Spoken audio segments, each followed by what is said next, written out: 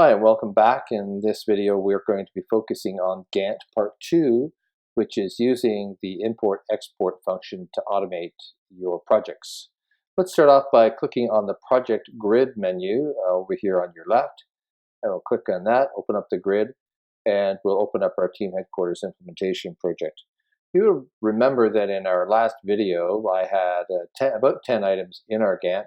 And what I've done is I've cleaned it up because I want to start all over again with this nice import, and I want it to be nice and clean for us. So we'll open up our Gantt, and you'll see the Import-Export tab here in our Gantt, and we'll go in and we'll select the file. So here's a couple things you're going to need to know about this file. Right here you can see that it says it needs to be Project XML, and so you need Project 2010 or greater. And you, once you've created it inside of Microsoft Project, then you can actually save it in Microsoft Project as what's called an XML file. And once you save it as an XML file, you can import it into TeamHeadquarters. So we're going to start off by going and grabbing a file that's already been created. I will not be showing you how to use Microsoft Project as part of this, this video, but we'll just focus in on how to use TeamHeadquarters. We're going to choose our file, and as soon as our file is at 100%, this file has about 25 items in it. We can import it into the Gantt, and once it's imported, we'll see that we've got a nice little project for us. So let's just go into full screen mode here so we can see what's going on.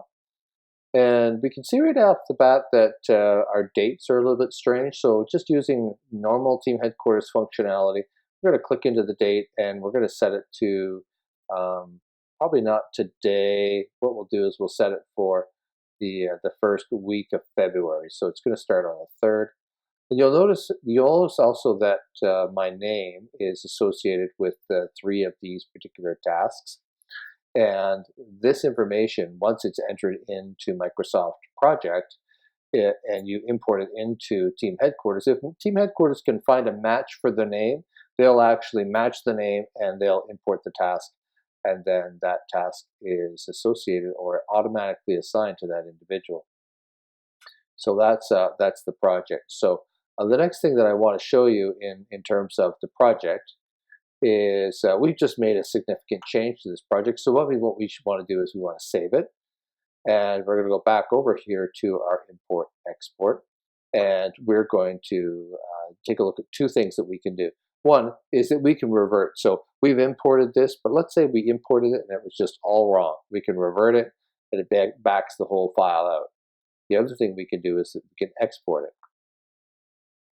it. And very quickly, it showed up right here in in my downloads file. So there it is, ready for me to import into Microsoft Project.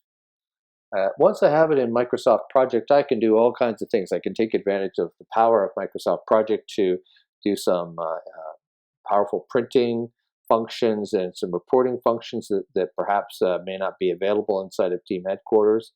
I can also use it to distribute it to folks that don't have access to TeamHeadquarters and only have access to Microsoft Project. So a couple of reasons why people would want to export their files. And that, in a nutshell, covers off the Gantt automation in terms of importing and exporting XML files. Our next video will be on queues.